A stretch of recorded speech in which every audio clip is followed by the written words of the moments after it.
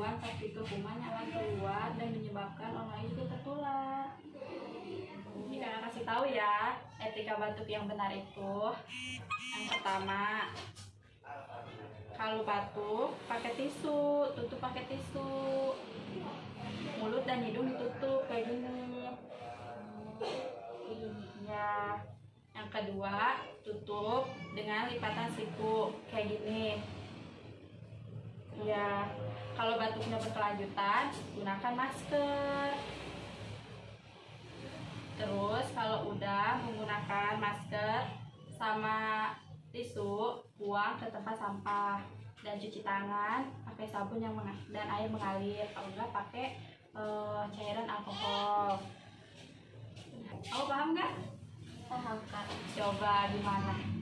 Jadi batuk itu nggak boleh sembarangan. Ya. Batuk itu menggunakan tisu dan diarahkan ditutupkan bagian hidung dan mulut. Ya.